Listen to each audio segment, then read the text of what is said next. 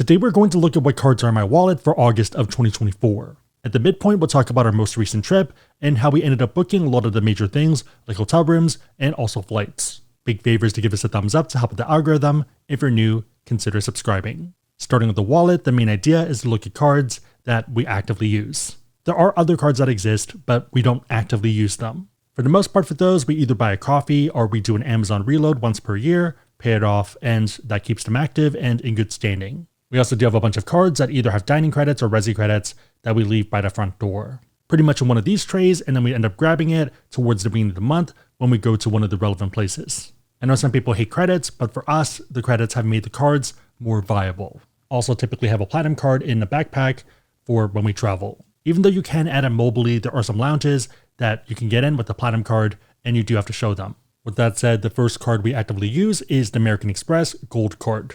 Main draw being food. Here we get 4x on restaurants worldwide up to 50k in spend per year, and also 4x at US supermarkets on up to 25k spend per year. There is a $3.25 annual fee, but the credits help a lot. Shake Shack and Milk Bar are still good until September 26th, and I'll probably do Shake Shack for August and September. After that, we'll do Grubhub Pickup for the ones that are not marked up.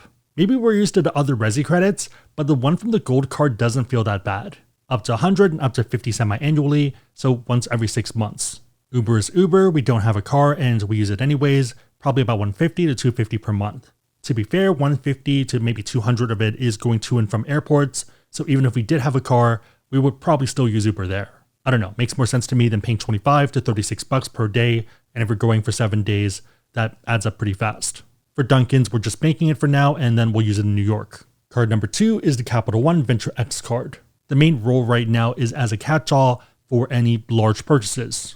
The idea being that you're getting 2x miles back. $3.95 annual fee, but also $300 Capital One travel credit that is pretty easy to use given how we travel, and also 10,000 miles as an anniversary bonus. For most people, it's probably a break-even card where it's flat, and then other people, if you do transfer partners and you value the points, you're getting value. It's a keeper card because you're getting value above that cost. I'm happy to pay X dollars in annual fee to get X plus Y value if it makes sense. There also is a Party Pass card here, and that's fine, but we also have other Party Pass cards, so that's not really in my calculus, but your mileage may vary. Next two are pretty much intro bonus hunting, so we have the Chase Inc. Business Cash up here, and down here is a Chase Inc. Business Preferred, CIC and CIP. If you're under 524 and you're done with other issuers anyways, then Inc. cards are pretty lucrative. So you want to be under 524, but the benefit is that there's no one Inc. rule, and there's also no 24 or 48 month rule for the cards. In addition, you are eligible for multiple and the intro bonuses with different EINs and socials. For each business thing you do, you probably have different entities, and that's legitimate. For example, if you drive for Uber, you probably have an LLC that's related to your work there. For me, I have an entity for YouTube and another one for startups. The rationale is that they are separate things with different revenue streams and assets and stuff, and you don't want to commingle them. Also, even if you don't have an entity, if you do anything on the side, you are eligible. So for example, for Chase, when they ask for an EIN, you can enter your social again, and that's something that is fine. If you go in branch, they sometimes do ask for more documentation, but I find that online is very straightforward. If you have 5K to 10K in estimated income per year, and let's say you do web design, photography, videography, or business consulting, then all of that works. And of course, if you do Airbnbs or rentals, then you probably already know about entities and have different ones for each property. In that case, each entity is eligible for cards and the respective bonuses. The benefit too of all this is that Inc. cards have elevated bonuses right now, and pretty good ones. Inc. Cash has 2 tranches, $350 back for $3,000 spend in the first 3 months, and then an additional $400 back for $6,000 total in the first 6 months. If you do both tranches, pretty much $750 for $6,000 total spend, so 12.5% return on spend. No annual fee, which is nice, and the cash back that you earn is technically ultimate reward points, so you can get more value. Chasing Preferred is 120k points after $8,000 spend in the first 3 months, and that's about 15% return on spend, and that's if you only cash it out. A bit more value if you book travel with it using the Chase portal, and a lot more if you transfer out to partners like Hyatt, and yeah, do the whole booking process, especially if you like staying at nice hotels. The Grand Hyatt Kauai is a great example, and we'll get into that. $95 annual fee, and in year 1 it makes sense. In year 2, if it doesn't, you can downgrade it to a no annual fee card like the Inc. Cash or Inc. Unlimited. Inc. cards are very much the underrated meta right now in the current landscape. On a side note, if you do want to learn about cards, we have links on our website, asksabby.com, and also down below in the description box. Make sure the links are competitive and that they make sense for you, but otherwise it is a huge way to support the channel, so thank you in advance. Okay, let's talk about our recent big trip, and that was to Hawaii. We did cover it briefly in the last newsletter, and if you are interested, you can sign up at asksabby.com/newsletter. This was actually our first time in Hawaii, and we ended up doing Kauai and then Waikiki Beach. We started the journey by flying Alaska from SFO to Honolulu. We did end up just paying cash to book main cabin, and since Mandy had MVP 100K status, we did get upgraded to first class. The seat was pretty comfortable, I'd give it an 8 out of 10, but I didn't like that there wasn't an entertainment system. The food also wasn't really the best, I'd probably give it a 6, and Mandy would probably knock it down to about 5. Service was good though, and yeah, not going to complain about a free upgrade due to having status that wasn't even earned, but was matched over from Delta last year.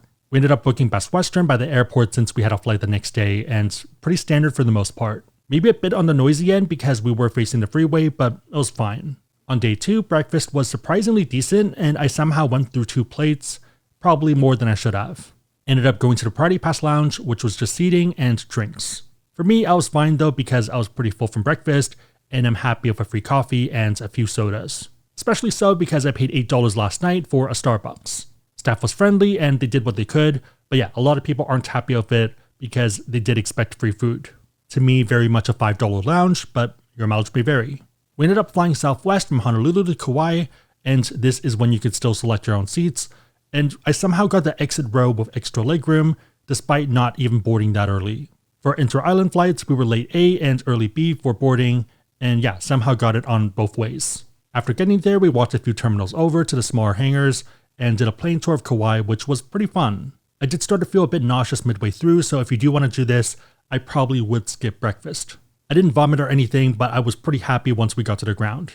Helicopter is another option, but Mandy got a bit spooked. Main reason being that there was an accident a week beforehand, so maybe next time. Once we finished up, we went to Fresh Express for poke. Pretty good, even though we didn't really have much selection anymore since we were towards end of day. Drove over to Grand Hyatt Kauai, which was about 30 minutes away, and since we have Globalist, we did get upgraded to an ocean view room on a higher floor. Technically, you are eligible for suites, but they are going to be on lower floors with potentially no view. They did offer us a $350 per night upgrade to an upper floor ocean view suite, but we were already pretty happy. After that, checked out the lounge, which had a ton of food, and this is probably one of the best properties for lounges, even if it's just grabbing cold drinks and coffee throughout the day. If you have Globalist status, then you do have free access, and if you have Explorist, you have certificates, and this might be a good redemption. They have breakfast, snacks, happy hour, and also desserts. Speaking of redemption, we ended up using a category 1 to 7 certificate and points in order to book this. For the point nights, it was 35k points, which is pretty awesome. 35k Chase is $350 in cash, or about $525 towards other hotels and travel on Chase Travel. Grand Hyatt Kauai is considered the best, or at least one of the best hotels on the south side of Kauai.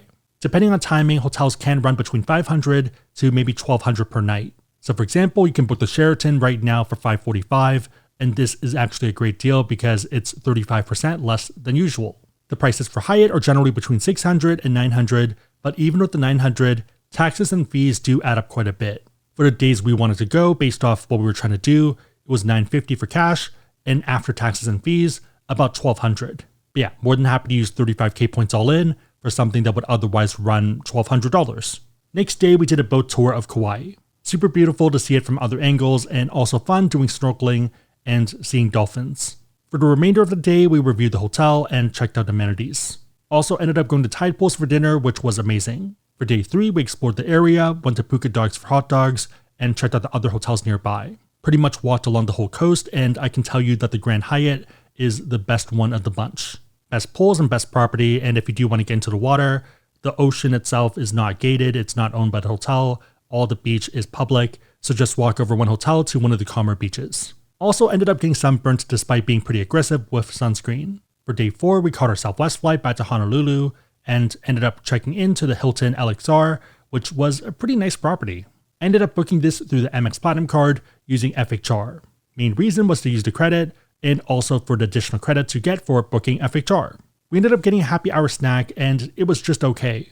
The sushi was pretty mid, and we ended up using the rest of the credit to cover the valet parking. That was also the day when the Amex Gold card was getting updated, so we pretty much worked that night. For day 5, we grabbed breakfast and pretty much a work day.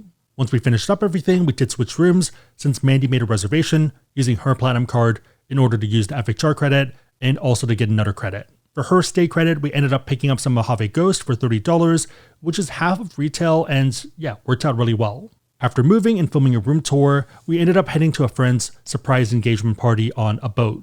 Super beautiful, and it was a great sunset cruise. We were pretty hungry and Mandy had her eyes set on all-you-can-eat Wagyu beef. That was awesome and well worth the money, and also ended up meeting 2 subscribers, which was pretty fun. We started day 6 with breakfast, filmed a bunch of amenities, and did a bit of work, and switched hotels. We used a different platinum card to book the hotel collection for 2 nights at the Prince Hotel. We switched over there and then did some room tours and reviewed a bunch of stuff as well. After that, we met a friend for dinner, tried to go for fireworks but ended up missing it, and played games and relaxed. Day 7 was a fun day and we ended up going snorkeling at Electric Beach. Mandy's not the strongest swimmer, so she did have a floaty, and I think she very much appreciated it. It also can be a bit dangerous, so be careful. After that, we went to Del Monte for a snack and drove up to get shrimp and for the sunset. That night, we walked around, had drinks, hung out, and just had fun. For day 8, we had an afternoon flight. One of the reasons for the trip was the Grand Hyatt Kauai, but also to try the new Hawaiian Airlines first class on a 787. Super impressive flight with a great hard and soft product, and I'll probably have a video over on either Seppi Fung or Mandy Roams later this month. We did end up having to fly to Phoenix because of the current routing of the planes, since there's not that many of them. So it was previously out of SFO and now it's out of Phoenix, and they are adding more of the planes. We did end up using JetBlue points to book this, and since we would have happily paid $900 to review it anyways, that's 1.5 cents per point, which is pretty solid. These were JetBlue points that we earned from the intro bonus for the Barclays JetBlue Plus card. So we did not transfer points over since that's a bit weaker of a use case. Ended up staying at the Courtyard for a night, and then took a United flight back up the next day. Overall, a pretty good trip, even if a lot of it was work related, and yeah, happy to see turtles and relax. Again, if you want to learn about cards, we do have links on the website, asksebby.com, and also down below in the description box. If you made it to this point, leave a turtle emoji in the comments down below, and I'll try to heart it and also respond. My question for you is, what cards are in your wallet this month? What intro bonuses are you working on? And also any trips. Let me know what everyone else know in the comments down below. Big favorite, thumbs up, consider subscribing, but otherwise hope you liked it. See you next time.